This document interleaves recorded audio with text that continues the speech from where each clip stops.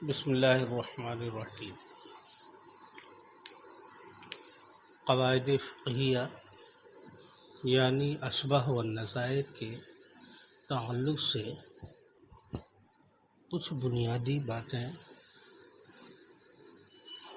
کتاب کی ابتدا میں جاننا ہمارے اور آپ کے لیے بھی ضروری ہے۔ اسلامی علوم میں فقہ کو ایک غیر معمولی اہمیت حاصل ہے۔ اسلامی فقہ اسلام کا وہ نظام قانون ہے جو اپنی جامعیت اور وسعت اور دائرۂ کار کے لحاظ سے تمام معاصر اور دوسرے قدیم نظاموں سے فائق و برتر ہے، لیکن اس نظام قانون کی ترتیب، تدوین اور انطباق و تطبیق کا عمل یہ انسانی عمل ہے۔ اس امت کے بہت ہی ذہین اور کار فرما دماغ والوں نے ان کی تفصیلات، جزئیات، استنباط اور انطباق کی تشریح میں حصہ لیا ہے۔ چونکہ فقہ کی تدوین و ترتیب یہ انسانی عمل ہے، اس لیے مختلف ادوار میں اس کے نئے گوشوں اور نئے گوشوں کا آ جانا، بدلتے زمانے کے تقاضوں اور ضروریات کے مطابق اضافے کرنے اور تبدیلی لانے کا عمل جاری رہا ہے اور یہ ہمیشہ جاری رہے گا۔ لیکن اس تبدیلی میں اور اس فقہ کے یہ مسائل کے انطباق اور استخراج کے کچھ قواعد بھی ہیں، جس کو ہم قواعد کلیہ اور اصول فقہ کے نام سے جانتے ہیں۔ اس کا جاننا انتہائی ضروری اور اہم ہے۔ جو انسان اصول فقہ اور قواعد کلیہ کا علم نہیں رکھے گا، جنہیں اس کا علم نہیں ہوگا، وہ کبھی بھی فقہ کے مسائل کے جزئیات اور اس سے مسائل کا استنباط اور انطباق ممکن ہی نہیں ہے۔ قواعد کلیہ کی ابتدا یہ دوسری صدی ہجری کے اوائل سے ہوا کہ جب ائمہ مجتہدین اصول فقہ کی تدوین میں مصروف تھے۔ قرآن مجید اور سنت رسول میں بیان کردہ جزئی احکام کے پردے میں جو پوشیدہ کلیات تھیں، ان کے دریافت میں لوگ لگ گئے۔ انہی دنوں قواعد کلیہ کے علم کی بنیاد بھی رکھی گئی، یعنی دوسری صدی ہجری کے اوائل میں قواعد کلیہ کے علم کی بنیاد رکھی گئی۔ امام ابو یوسف رحمۃ اللہ تعالیٰ علیہ، امام محمد بن حسن شیبانی اور امام محمد بن ادریس شافعی رحمۃ اللہ تعالیٰ علیہ، ان حضرات کی فقہی تالیفات میں ایسے بہت سے قواعد ہیں جن کو بعد میں آنے والے فقہا نے مرتب کیا اور ان کی بنیاد پر علمی قواعد کلیہ کو باقاعدہ شکل دی گئی۔ جو یہ حضرات فقہی اصول و کلیات کو مرتب کرتے گئے، قواعد کلیہ اور ضوابط فقہیہ نکھر کر سامنے آتے گئے۔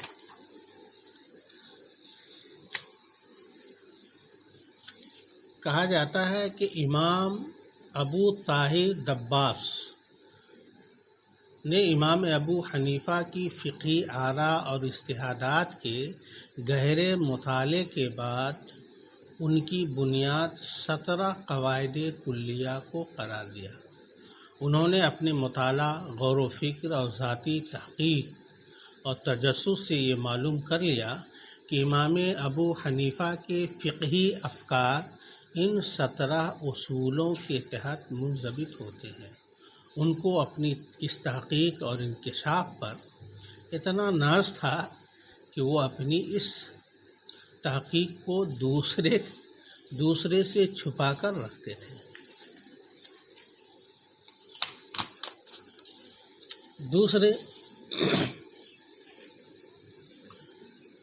دوسرے امام ابو طاہر دباس کے ایک شافعی معاصر امام ابو سعید ہروی، انہوں نے کسی طرح ابو طاہر دباس سے 17 قواعد جو انہوں نے منتخب کیے تھے ان کو سنا، اور ابو سعید ہروی رحمۃ اللہ تعالی علیہ نے بھی اس کو قواعد کلیہ کو ترتیب دیا۔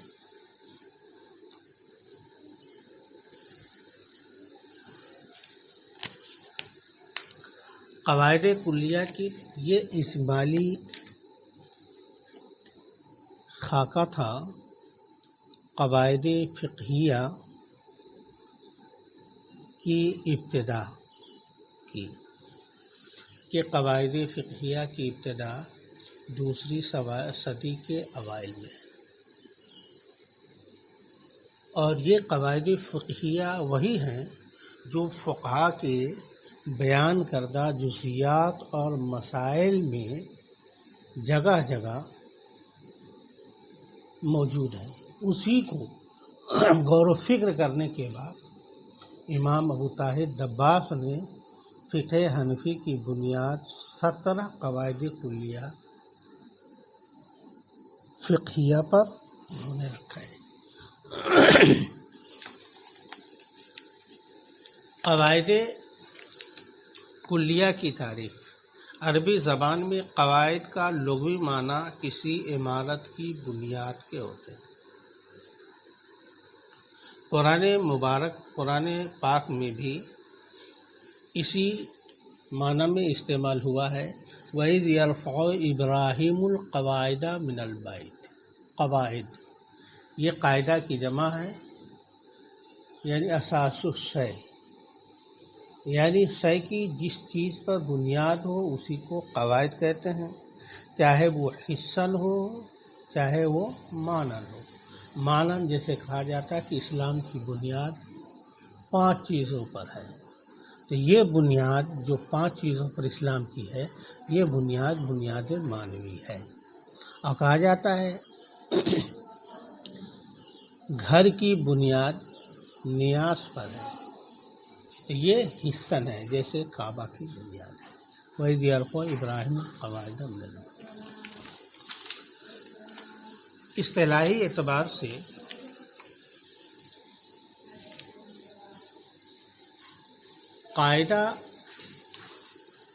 قواعد فقہیہ کی تعریف متعدد کی گئی ہے۔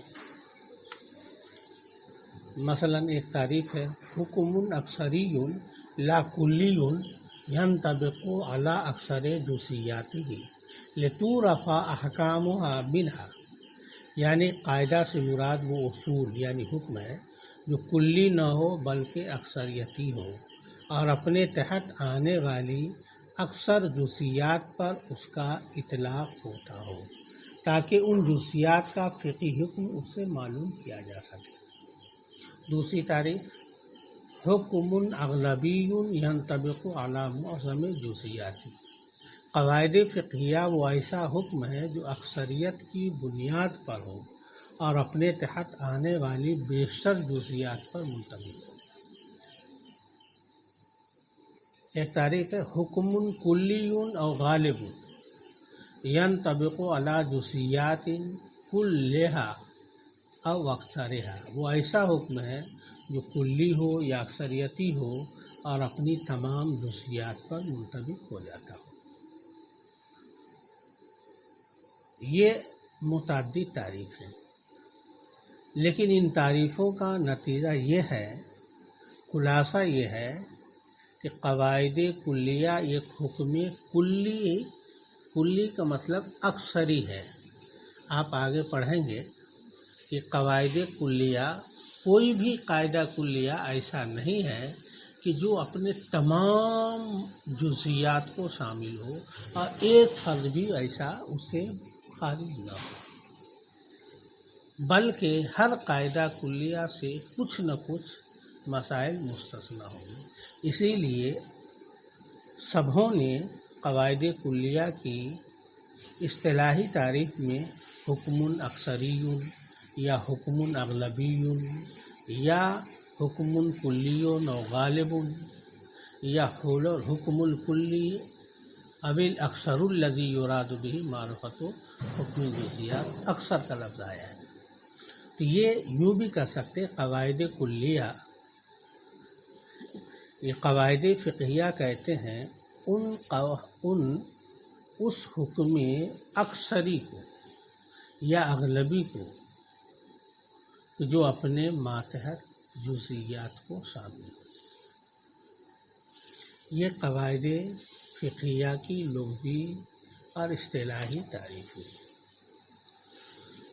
قواعد فقہیہ تو جزوی طور پر بہت سارے قواعد ہیں، لیکن ان تمام قواعد میں 5 کو قاعدہ کلیہ خمسہ کہا جاتا ہے۔ قواعد کلیہ خمسہ یعنی 5 قواعد ایسے ہیں کہ جس پر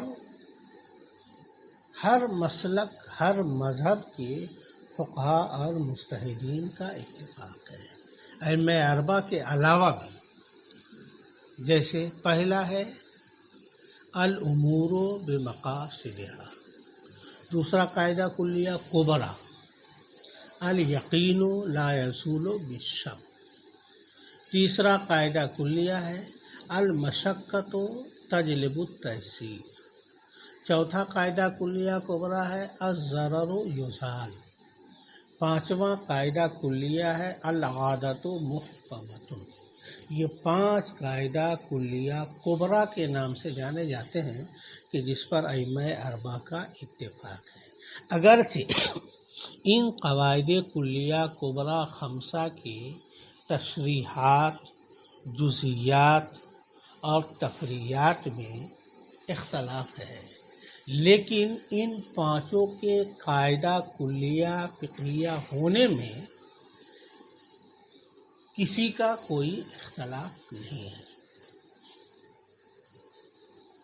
آگے ہم شروع کریں گے کہ 5 قواعد کلیہ کبریٰ جو ہے، ان میں سے ہر ایک کی تشریح اور ہر قاعدہ کلیہ کبریٰ کے تحت آنے والے جو چھوٹے چھوٹے قواعد فقہیہ ہیں ان کی بھی تشریح ہوگی۔ تو آج کے سبق میں آج کے سبق کا خلاصہ یہ نکلا کہ قواعد فقہیہ کی ابتدا کب ہوئی۔ دوسری بات، قواعد کلیہ کبریٰ کی تدوین یا ترتیب کنہوں نے کی، کس طرح کی۔ یہ دوسری بات ہوئی۔ پہلی بحث قواعد کلیہ فقہیہ کی ابتدا، دوسری قواعد کلیہ فقہیہ کی تدوین، تیسری بحث ہوئی قواعد کلیہ کی لغوی تعریف اور اصطلاحی تعریف، یہ 3 بحث ہوئی۔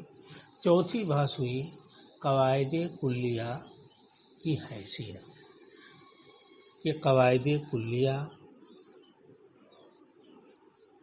ایک وہ ہیں کہ جس پر سب کا اتفاق ہے، جس کو قواعد کلیہ کبریٰ خمسہ بھی کہا جاتا ہے۔ الامور بمقاصدها الیقین لا یزول بالشک، المشقۃ تجلب التیسیر، الضرر یزال، العادۃ محکمۃ۔ اور باقی جو قواعد ہیں اس میں اختلاف ہے اور ان 5 میں اتفاق ہے۔ باقی تفصیلات انشاءاللہ ہم آگے پڑھیں گے۔ تمام طلبہ سے ہمارا کہنا ہے کہ آج کا جو سبق ہے اس کو غور سے ایک بار میں نہ سمجھ میں نہ آئے تو 2 بار 3 بار اکیلے میں بیٹھ کر تنہائی میں بیٹھ کر اسے غور سے سنیں، اور غور سے سننے کے بعد سمجھنے کے بعد ایک اپنا نوٹ بک رکھیں اور سبق کا ماحصل خلاصہ تحریر کر لیں تاکہ یہ ہمیشہ کے لیے آپ کے پاس محفوظ ہو سکے۔ کل انشاءاللہ قواعد کلیہ کبریٰ میں سے پہلا قاعدہ الامور بمقاصدها پر گفتگو ہوگی انشاءاللہ۔ السلام علیکم۔